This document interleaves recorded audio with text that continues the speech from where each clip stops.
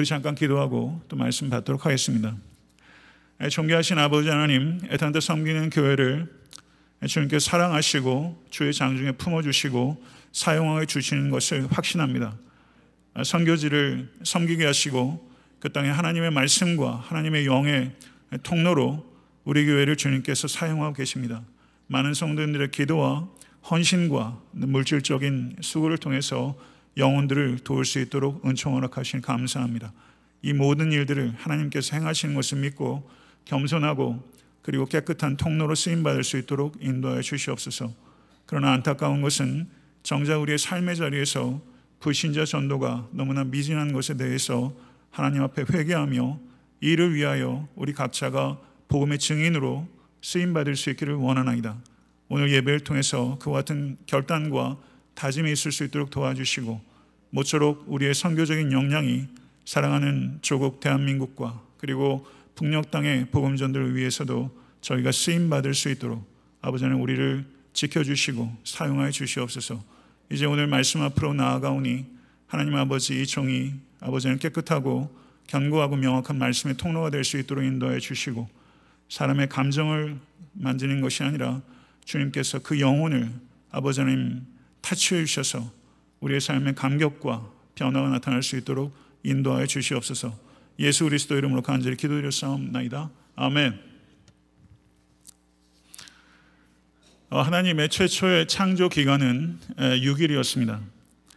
그리고 하나님의 두 번째 창조이자 마지막 창조인 새 창조의 기간은 우리 주 예수 그리스도께서 이 땅에 초림하실 때 시작해서 우리 주 예수 그리스도께서 이 땅에 재림하실 때 완성될 때까지의 기간, 그 기간이 새 창조의 기간입니다. 여러분과 저는 예수님을 우리의 삶의 구주요 주님으로 영접하고 섬기고 있는 그리스도인입니다. 우리 그리스도인들은 새 창조의 결과로 구원을 얻었으며 새 창조의 도구로 부르심을 받은 존재라는 것을 한순간도 잊지 않으실 수 있게 되기를 간절히 바랍니다. 에베소서는 매우 섬세하고 그리고 명확하게 복음을 증명하는 바울 서신의 백미라고 할 수 있는 아름답고 강력한 서신서입니다. 이 에베소서는 새 창조에 대해서 4가지 위대하고 중요한 주제를 설명하고 있습니다. 먼저 에베소서 1장 3절에서 2장 10절까지는 새로운 생명에 대하여, 2장 11절부터 3장 21절까지는 새로운 공동체 곧 교회에 대하여, 그리고 4장 1절부터 5장 21절까지는 새로운 기준 곧 윤리에 대하여, 그리고 5장 22절부터 6장 20절까지는 새로운 관계에 대하여, 이렇게 4가지 주제에 대해서 사도 바울은 선포하고 있는 것입니다. 오늘 우리가 읽은 에베소서 2장 1절에서 10절은 첫 번째 주제인 새로운 생명 곧 구원에 대한 가르침의 요약이요 결론이요 절정에 해당되는 부분이라고 할 수 있습니다. 에베소서 2장 1절부터 10절은 다음과 같이 구분해서 이해할 수 있습니다. 먼저 2장 1절부터 3절까지는 구원받기 이전의 모든 인간의 상태를, 그리고 4절부터 7절까지는 구원이 전적으로 하나님의 행위에 근거함을, 그리고 8절부터 9절은 구원이 인간의 행위에 근거하지 않는다는 것을, 그리고 10절은 구원의 목적이 선한 행동을 하도록 하기 위한 것이라는 것을 사도 바울은 매우 함축적이고 그리고 강력하게 선포하고 있는 것입니다. 사도 바울은 구원받기 이전에 너희의 상태를 기억하라 라고 촉구합니다. 이것은 마치 하나님께서 모세를 통해서 신명기 24장 18절에 너는 애굽에서 종이 되었던 것과 내 하나님 여호와께서 너를 거기서 속량하신 것을 기억하라 라는 말씀과 매우 흡사한 울림을 가지고 있습니다. 이스라엘 백성이 애굽에 종살이했던 것을 기억하고, 그리고 새 이스라엘인 그리스도인들이 이전에 구원받지 못했던 상태를 기억해야 되는 이유는 이전의 상태를 기억하지 못할 때 우리는 감사를 잃어버리게 될 것이고 은혜 안에서 살아간다는 것이 불가능하기 때문입니다. 2장 1절을 보게 되면 사도 바울은 너희의 허물과 죄로 죽었던 너희를 살리셨도다 라고 선언하고 있습니다. 성도 여러분, 인간은 육적으로 태어날 때 영적으로 죽어서 태어나는 것입니다. 이것이 진리입니다. 죄를 성경 원어로 하마르티아라고 말하고 허물을 성경 원어로 파라푸토마라고 말합니다. 성경에서 죄와 허물이 동의어로 쓰일 때도 있지만 이것은 두 가지 의미를 구분하는 것이 불가능하지는 않습니다. 죄와 허물을 분리해서 구분해 본다면 이렇게 이야기를 할 수 있을 것입니다. 죄라고 번역되고 있는 하마르티아는 화살이 표적을 빗나가거나 표적에 미치지 못할 때를 의미하는 것입니다. 인간이 되어져야 할 모습, 그리고 될 수 있는 모습, 여러분과 제가 되어져야 하는 당위적인 모습과 여러분과 제가 될 수 있는 가능한 모습에서 벗어나는 것, 그것을 성경은 죄라고 이야기하는 것입니다. 허물은 미끄러졌다는 뜻이 있는 것입니다. 그렇기 때문에 죄는 다분히 의식적인 측면이 있다면 허물은 실수적인 측면이 있다고 말할 수 있는 것입니다. 죄가 능동적인 의미가 강하다면 허물은 수동적인 의미가 강한 것입니다. 그래서 죄는 우리를 반역자로 만들고 허물은 우리를 실패자로 만드는 것이다. 이렇게 이해하면 틀림없을 것입니다. 그리고 죄와 허물의 결과는 죽음입니다. 여기에서 죽음이란 영적인 죽음을 의미하는 것입니다. 성도 여러분, 우리는 죽음에 대해서 깊이 생각해야 될 필요가 있습니다. 죽음에 대해서 생각해야 될 필요가 있는 이유는 그래야 삶을 바르게 살 수 있기 때문입니다. 죽음에는 세 가지가 있습니다. 첫째는 육체적인 죽음이요, 두 번째는 영적인 죽음이요, 세 번째는 영원한 죽음입니다. 여러분과 저 그리스도인들은 육체적 죽음에 대해서는 결코 두려워할 필요가 없습니다. 왜냐하면 죽음이 끝이 아니기 때문이며 그리스도인들은 죽음을 통해서 영원한 생명을 시작하기 때문입니다. 믿으십니까? 그러므로 그리스도인인 우리들이 두려워야 될 것은 육적인 죽음이 아니라 영적인 죽음입니다. 왜냐하면 영적인 죽음의 결과는 영원한 죽음이 될 것이기 때문입니다. 그런데 성도 여러분, 우리가 기억해야 될 것이 있습니다. 죄는 죄를 짓는 사람에게 반드시 흉터를 남깁니다. 이것을 기억하십시오. 죄를 짓기 전과 죄를 지은 후에 결코 우리는 같지 않습니다. 중심으로 회개하면 하나님께서 용서하신다는 것을 믿으시기를 바랍니다. 그러나 그럼에도 불구하고 죄는 흉터를 남깁니다. 정말로 은혜로 구원받은 성도는 절대 죄를 가볍게 여기지 않습니다. 만약에 죄를 가볍게 여기고 있는 사람이 있다면 그것은 아직 그 사람이 구원받지 못했던 증거일 수 있다는 것을 우리는 경계해야 되는 것입니다. 초대교회 교부 오리겐이라는 사람은 이런 말을 했습니다. The scars remain. 죄는 흉터를 남긴다라는 뜻입니다. 죄로 인한 끔찍한 흉터가 여러분의 삶에도 제 삶에도 있을 것입니다. 앞으로 죄로 인한 흉측한 흉터가 더 이상 여러분의 영혼과 삶 가운데 만들어지지 않도록 죄와 허물을 혐오하시고 성령 안에서 죄를 이겨나가시는 여러분과 제가 될 수 있게 되기를 간절히 소원합니다. 2절과 3절은 죄와 허물로 죽은 인간의 모습을 묘사하고 있습니다. 그것은 종노릇입니다. 첫째, 이 세상 풍속의 종노릇이며, 둘째, 공중 권세 잡은 자, 곧 사탄의 종노릇이며, 세 번째, 육체의 욕심의 종노릇입니다. 예수 그리스도로 말미암아 우리에게 주어진 자유는 이 세 가지 종노릇으로부터의 자유를 의미하는 것입니다.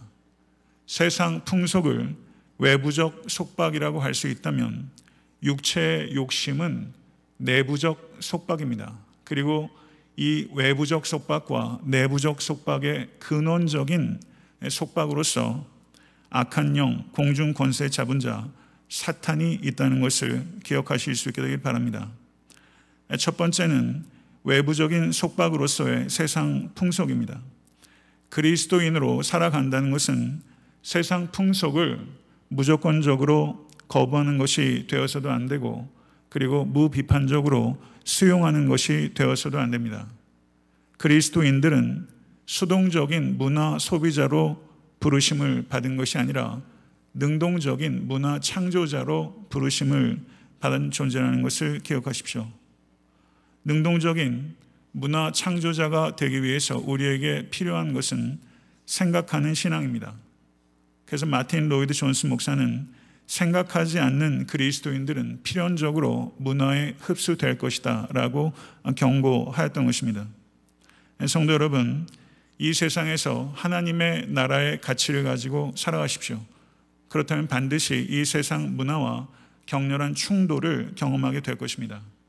이것을 칼 바르트라는 독일의 신학자는 위대한 소동이라고 말했습니다. 악하고 어두운 세상에서 살아가면서 애타한테 섬기는 교회가 세상 가치와 충돌을 일으키는 위대한 소동을 일으키는 경건하고 강력한 공동체가 될 수 있게 되기를 간절히 소원합니다. 두 번째는 내부적인 속박으로서의 육체의 욕심입니다. 사도 바울은 전에는 우리도 다 그 가운데서 우리 육체의 욕심을 따라 지내며 육체와 마음에 원하는 것을 하였다고 말하고 있습니다. 사도 바울이 육체라고 말하는 것은 살과 뼈를 의미하는 것이 아닙니다. 사도 바울이 의미하는 육체는 타락하고 자기 중심적인 인간 본성을 의미하는 것입니다. 육체의 욕심은 육체와 마음으로 짓는 모든 죄를 망라하는 것입니다. 성령의 9가지 열매 가운데 제일 마지막 열매는 절제입니다. 절제의 대상은 4가지라고 할 수 있습니다. 그것은 혀와 생각과 식욕과 정욕을 망라하는 것입니다. 그리스도께서 십자가를 지심으로 우리에게 자유를 가져다 주셨습니다. 그러나 이 자유를 가지고 오해하거나 오용하게 되면 탐닉과 방탕으로 흐를 수 있다는 것을 경계하십시오. 예수 그리스도께서 우리에게 가져다 주신 참된 자유는 죄로의 자유가 아니라 죄로부터의 자유라는 것을 기억하십시오. 그리고 그리스도인들에게 주어진 참된 자유는 죄로부터의 자유라는 소극적 자유에 안주하지 않고 사랑 애로의 자유라는 적극적 자유로 성장하고 성숙해 나가야 한다는 것을 기억하실 수 있게 되길 간절히 바랍니다. 마가복음 10장 43절에서 44절에서 우리 주님께서는 너희 중에는 그렇지 아니하니 너희 중에 누구든지 크고자 하는 자는 너희를 섬기는 자가 되고 너희 중에 누구든지 으뜸이 되고자 하는 자는 모든 사람의 종이 되어야 하리라 라고 말씀하셨습니다. 마가복음 전체의 주제 성구라고 할 수 있는 말씀이 바로 마가복음 10장 43절에서 44절입니다. 저는 마가복음 10장 43절 44절이 자유의 대헌장이라고 이름을 붙여도 결코 손색이 없다고 생각합니다. 성도 여러분, 참된 자유는 무엇입니까? 그것은 종노릇하는 것입니다. 얼마나 많은 사람에게 종노릇하였는가 하는 것이 그 사람이 그리스도 안에서 얼마나 자유한가를 나타내는 참된 기준이 된다는 것이죠. 그래서 성경에서 말하는 참된 자유는 역설적으로 그리스도의 종이 되었기 때문에 많은 사람의 종노릇하는 것이 자유의 극치요 자유의 진정한 정의라는 것입니다. 사랑하는 성도 여러분, 모쪼록 종이 되어 섬기십시오. 그렇게 해서 참된 자유를 누릴 뿐만 아니라 여러분의 섬김을 통해서 다른 사람들을 매임에서 자유케 하는 일에 쓰임 받으시는 여러분의 평생의 삶이 될 수 있게 되기를 간절히 소원합니다. 세 번째는 세상 풍속이라는 외부적 속박과 육체 욕심이라는 내부적 속박의 근본적인 원인으로서 사탄의 속박이 있다는 것을 기억하십시오. 사탄의 존재를 믿으십니까? 사탄은 영적 존재이고 실제적 존재입니다. 모든 죄와 허물의 배후에는 사탄이라는 궁극적 원인이 있다는 것을 결코 간과하지 않으실 수 있기를 바랍니다. 그러나 많은 사람들이 사탄의 존재를 무시하거나 사탄의 존재를 무서워하는 양극단의 잘못된 태도를 가지고 있습니다. 사탄의 존재를 무시하는 것은 불충분한 강조라면 사탄의 존재를 무서워하는 것은 사탄의 존재를 지나치게 강조하는 것이라고 할 수 있습니다. 성도 여러분, 여러분이 경험하는 여러 가지 삶의 현실들 배후에 사탄이 작용하는가, 작용하지 않았는가, 그것에 대해서 우리가 어떻게 알 수 있겠습니까? 많은 경우가 대단히 모호합니다. 그럴 때 성도 여러분, 그 배후에 사탄이 있는지 기도하십시오. 여러분들이 판단하실 때는 그 배후에 사탄이 역사하는 수 있다는 것을 무시해서도 안 되고, 너무 단순하게 모든 일의 배후에 사탄이 있다고 예단하는 것도 서투른 것입니다. 성도 여러분, 사탄은 엄연히 존재하고 사탄은 매우 강력합니다. 그렇지만 우리가 믿는 우리 주 예수 그리스도께서는 전능하시다는 것을 기억하시고, 우리가 하나님을 전적으로 의지할 때 사탄의 권세를 무찌를 수 있는 권세가 우리에게 부어질 것이며, 그리고 나사렛 예수 그리스도 이름으로 사탄을 대적하고 승리하라고 하나님께서 우리를 부르시겠다는 것을 기억하시고 경험하실 수 있게 되기를 간절히 소원합니다. 그리스도 밖에 있는 모든 인간은 본질상 진노의 자녀였습니다. 죄와 허물의 결과는 하나님의 진노입니다. 이것이 그리스도 밖에 있는 인간의 문제의 본질이라는 것을 기억하십시오. 그렇다면 구원은 무엇입니까? 그것은 하나님의 진노로부터의 해방인 것입니다. 구원을 단순하게 질병으로부터의 해방이나 가난으로부터의 해방이나 혹은 불행으로부터의 해방이나 문제로부터의 해방이라고 말하는 것은 본질적으로 복음을 왜곡하는 것이고, 더 엄밀하고 가혹하게 평가하다면 그것은 이단입니다. 본질적으로 구원은 하나님의 진노로부터의 해방이라는 것을 기억하시고 그것을 선포하실 수 있게 되길 간절히 바랍니다. 우리는 하나님의 진노에 대해서 지나치게 침묵해온 것에 대해서 회개해야 합니다.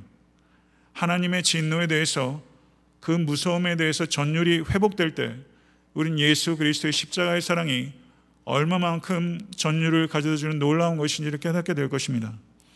성도 여러분, 하나님의 진노에 대해서 이야기 않고서는 복음에 대해서 이야기를 할 수가 없는 것이고, 하나님의 진노가 생략된 것이 있다면 그것은 철저하게 기독교적 메시지가 아닌 것입니다. 여러분과 저는 복음을 인간 중심적으로 말하려고 하는 유혹과 대적해야 하고 하나님 중심적으로 복음을 증거해야 할 것입니다. 그래서 저희가 오는 목요일부터 VBS를 하지만 우리 자녀들이 어리지만 우리 자녀들에게 필요한 것은 복음입니다. 하나님의 진노가 무엇이고 하나님의 사랑이 무엇인지 아이들이 잘 이해할 수 있도록 전도사님과 교사들이 사랑으로 기도하는 가운데 복음이 제시될 수 있게 간절히 바라고, 우리 자녀들이 그 복음으로 영혼의 구원을 얻을 뿐만 아니라 삶에서도 경건하게 살아갈 수 있는 우리 자녀들이 될 수 있게 되기를 간절히 바랍니다. 4절의 말씀을 보십시오. 4절을 보게 되면 개역 개정 번역에서는 그러나라는 말이 생략되어 있고 긍휼이 풍성하신 하나님이라고 시작되고 있습니다. 괜찮습니다. 그러나 성경 원어에는 저기에 접속사 대라는 접속사가 들어 있습니다. 그래서 그 대를 넣어서 번역을 하게 되면 그러나 긍휼이 풍성하신 하나님이 우리를 사랑하신 그 큰 사랑을 인하여 라고 번역이 되는 것이죠. 저는 개인적으로 그러나를 넣어서 번역하는 것을 선호합니다. 왜냐하면 그리스도 밖에 있는 절망적인 상태에서 그리스도 안에 있는 희망적인 상태로의 전환을 그러나라는 접속사를 표현함으로 인해서 더욱더 명확하게 대조가 되기 때문입니다. 제가 기억하기로는 표준세 번역 등에서는 그러나를 넣어서 번역하고 있고, 거의 대부분의 영어 번역에서는 벗을 넣어서 이와 같이 절망에서 희망으로의 전환이 얼마나 대조적인가 하는 것이 분명하게 나타나고 있는 것입니다.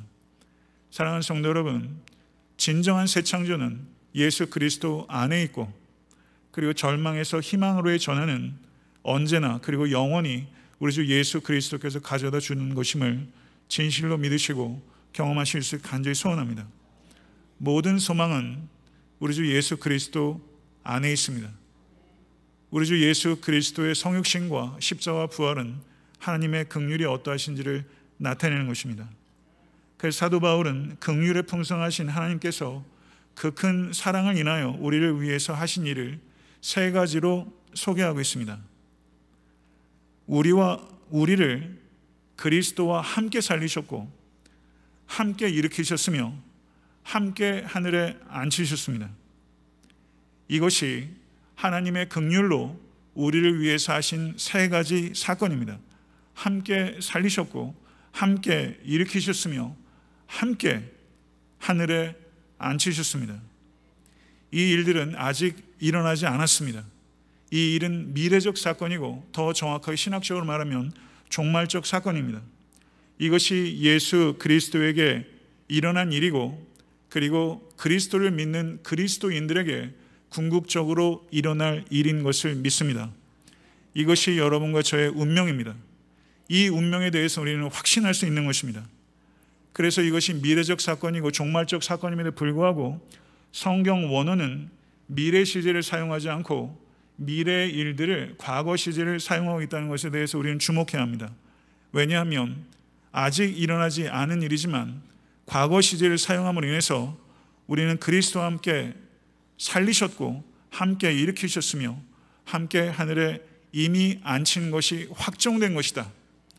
이것은 변화될 수 있는 운명이 아니라 우리에게 이미 확정된 일이라는 것을 성경 우리에게 명확하게 언어적으로 우리에게 선포하고 있는 것입니다. 이것을 여러분 영혼을 향해서 선포하십시오. 그리고 이 말씀을 여러분의 삶의 매 시간 매 사건 속에 대입하시고 승리하시는 여러분과 제가 될 수 간절히 바랍니다.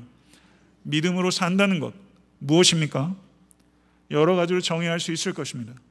그러나 오늘 말씀에 근거하여 성경적으로 저는 정의한다면 미래에 일어날 일들, 함께 살리심 받고 함께 일으킴을 받고 함께 하늘에 앉게 될 일들, 이 미래에 일어날 일들에 대한 확신으로 불확실한 현재를 이겨내는 능력, 그것이 믿음입니다. 아멘. 믿으십니까? 사랑하는 성도 여러분, 기억하십시오. 신앙이 무엇입니까? 기억하는 것입니다. 신앙 교육이 무엇입니까? 기억하게 하는 것입니다. 우리는 지적으로 경고해줘야 될 필요가 있습니다. 우리는 성경의 하나님을 알아야 되고 아는 만큼 기도할 수 있고 아는 만큼 믿을 수 있고 아는 만큼 승리할 수 있는 것입니다. 사랑하는 성도 여러분, 7절에 사도 바울은 이렇게 선언합니다. 다 같이 읽어보겠습니다. 이는 그리스도 예수 안에서 우리에게 자비하심으로써 그 은혜의 지극히 풍성함을 여러 세대에 나타내려 하심이라. 아멘. 하나님께서 그 은혜가 지극히 풍성하심을 믿으십니까? 하나님의 은혜의 지극히 풍성함이 나타내는 공동체가 두 개가 있습니다. 무엇일까요? 가정과 교회입니다. 하나님의 은혜의 지극히 풍성함이 무엇이든지 나타나도록 하나님께서 친히 만드신 단 두 개의 공동체, 가정과 교회입니다. 그렇기 때문에 가정과 교회를 사탄이 무너뜨리라고 얼마나 혈안이 되어 있는지 몰라요. 우리의 싸움터는 가정을 지키는 것과 교회를 지키는 것이 되어야 합니다. 그러나 이 두 가지 전선에서 우리는 매우 열세에 있는 것 같이 느껴지는 것이 엄연한 현실이고, 가정이 얼마나 심각하게 훼손되고 있고 교회가 얼마나 분열되고 있습니까? 사랑하는 성도 여러분, 모쪼록 하나님께서 지으신 이 두 개의 divine institution, 두 개의 거룩한 공동체, 가정과 교회를 향한 사탄의 집요한 그리고 악랄한 공격을 물리치고 여러분의 가정은 작은 교회처럼 거룩하고 우리의 속한 공동체인 애타게 섬기는 교회는 큰 가정처럼 따뜻하게 만들어가는 일에 여러분의 기도와 수고를 더해 주시기를 간절히 소원합니다. 8절과 9절의 말씀은 이렇게 말합니다. 너희는 그 은혜에 의하여 믿음으로 말미암아 구원을 받았으니. 아멘. 이것은 너희에게서 난 것이 아니요 하나님의 선물이라. 행위에서 난 것이 아니니 이는 누구든지 자랑하지 못하게 함이라. 아멘. 성도 여러분, 구원은 은혜로 우리에게 주어진 것입니다. 구원은 획득한 것이 아니라 우리에게 주어진 것입니다. 이것을 진실로 기억하십시오. 이것을 망각한 사람처럼 살지 마십시오. 구원이 우리에게 주어졌다는 것을 기억하는 성도는 절대 교만할 수 없습니다. 하나님의 능하신 손 아래서 겸손한 마음으로 자기보다 남을 낮게 여기는 성도 되실 수 있게 되기를 간절히 소원합니다. 하나님께서는 약속하셨습니다. 겸손한 자에게 은혜를 더하시며 때가 되면 높이리라. 이 말씀 붙잡으시고 겸손해지십시오. 행위를 행여나 자랑하지 마시고 자기 이름에 연연하지 마십시오. 우리가 붙들어야 될 것은 오직 우리 주 예수 그리스도의 이름이고 우리가 높여야 될 것은 하나님의 영광입니다. 하나님의 이름을 높이는 자를 하나님께서 높이실 것입니다. 여러분과 제가 이 땅에서 자랑해야 될 것은 오직 우리 주 예수 그리스도의 십자가밖에 없다는 것을 기억하십시오. 부디 그렇게 하십시오. 그럴 때 우리의 삶은 단순해지고 강력해지게 될 것입니다. 10절은 구원의 목적을 선언하고 있습니다. 다 같이 한번 읽어보도록 하겠습니다. 우리는 그가 만드신 바라 그리스도 예수 안에서 선한 일을 위하여 지으심을 받은 자니 이 일은 하나님이 전에 예비하사 우리로 그 가운데서 행하게 하려 하심이니라. 아멘. 우리가 무엇을 위해서 지으심을 받았다고요? 선한 일을 위해서 지으심을 받았다. 이게 뭐예요? 구원의 목적이라는 거예요. 구원의 목적이 선한 일을 위해서 우리가 구원받았다는 거예요. 구원의 근거가 선한 일이 아니라 구원의 목적이 선한 일을 하는 것이라는 거예요. 성도 여러분, 이 세상 살면서 선한 일 많이 하십시오. 그 선한 일이 여러분이 나중에 하나님 앞에 나와서 메리트, 공로가 되기 때문이 아니라 이 세상을 살면서 여러분이 행하는 많은 선한 일들은 여러분이 긍휼에 풍성하신 하나님의 은혜로 구원받았다는 명확한 마크, 증거이기 때문입니다. 여러분의 삶 가운데 보이는 선한 행위, 그 행위는 완벽한 것이 될 수 없습니다. 그럼에도 불구하고 그 선한 행위는 여러분이 이미 구원받은 백성이라는 마크예요. 구원의 확신을 가지셔도 되는 것입니다. 마태복음 16장 27절에 인자가 하나님의 아버지의 영광으로 그 천사들과 함께 오리니 아멘. 그때 각 사람의 행한 대로 갚으리라. 그리고 그리스도의 사도인 사도 바울께서는 로마서 2장 5절에서 6절에 다만 내 고집과 회개치 아니한 마음을 따라 진노의 날 곧 하나님의 의로우신 판단이 나타나는 그날에 임할 진노를 내게 쌓는도다. 하나님께서 각 사람에게 그 행한 대로 보응하시되 라고 말씀합니다. 우리 주님께서도 각 사람의 행한 대로 갚으리라.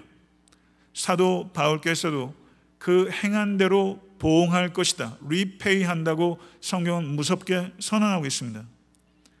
다시 한번 강조해서 말씀을 드립니다. 선한 행위로 구원을 획득할 수 없습니다. 선한 행위로 구원받았다는 것을 증명하는 것입니다. 사랑하는 성도 여러분, 선한 행위로 입증되지 않는 믿음은 구원에 이르지 못하는 거짓된 믿음입니다. 여러분의 삶 가운데 변화된 삶이 없다면 여러분의 믿음은 종교입니다. 신앙이 아닙니다.